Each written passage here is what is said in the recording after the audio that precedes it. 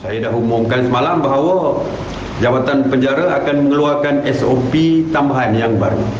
Dan hari ini Alhamdulillah Ketua Pengarah Jabatan Penjara telah membuat pembentangan di dalam sidang khas MKN secara video conferencing ini bagi menyekat penularan COVID-19 di dalam kawasan, di dalam penjara dan juga kawasan sekitar penjara, termasuklah kepada warden, keluarga mereka dan sebagainya.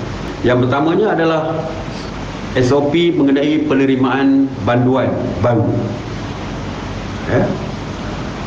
Untuk penerimaan banduan baru, saringan COVID-19 akan dilakukan kepada banduan yang baru ini sebelum dimasukkan ke dalam penjara. Selepas keputusan diketahui, iaitu mereka katakan negatif, mereka tidak akan dimasukkan terus ke dalam penjara ataupun sewaktu menunggu keputusan. Mereka akan ditempatkan di satu tempat yang berasingan di luar, sama ada di luar ataupun di dalam, dan selepas keputusan negatif, maka mereka terpaksa menjalani kuarantin dulu sebelum dimasukkan ke dalam penjara.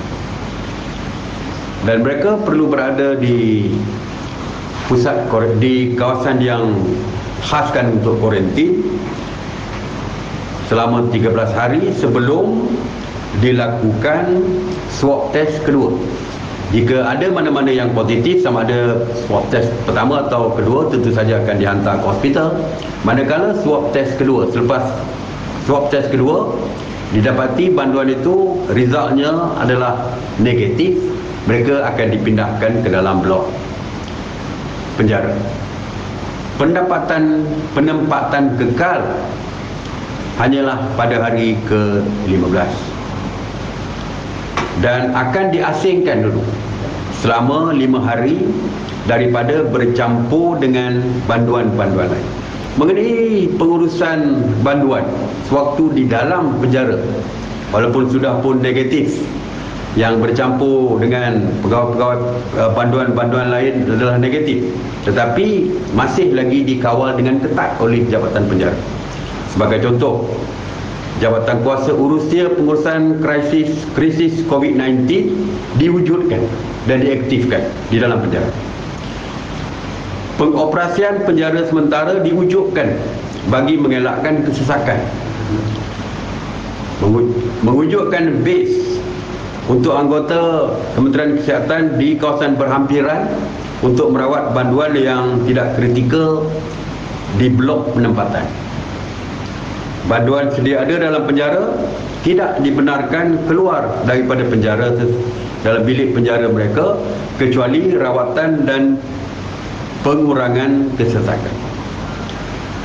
Yang seterusnya, pergerakan dalam penjara dihadkan kecuali banduan dapur dan banduan kebersihan.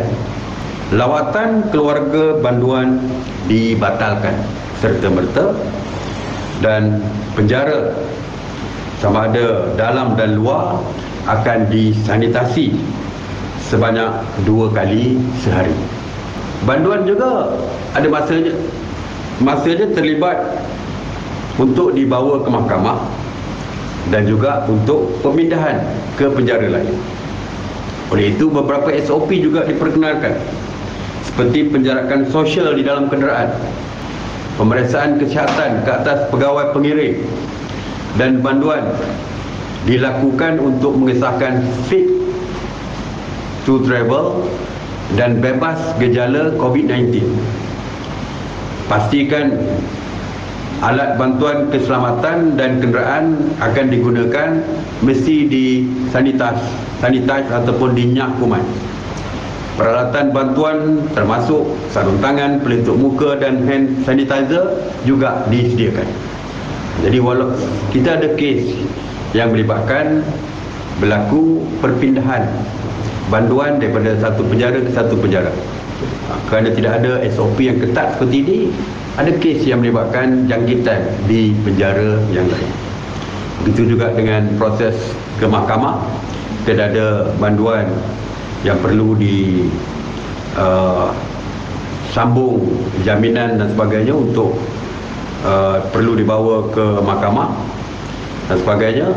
Kalau dulu dibawa terus ke mahkamah, saya difahamkan tadi oleh Peguam Negara bahawa pihak mahkamah bersetuju untuk kes-kes reman seperti ini boleh dibuat secara video conferencing untuk mengelakkan pergerakan daripada penjara ke mahkamah yang juga akan membahayakan bukan saja warden yang mengiringi mereka, tetapi mungkin membahayakan staf-staf di dalam mahkamah.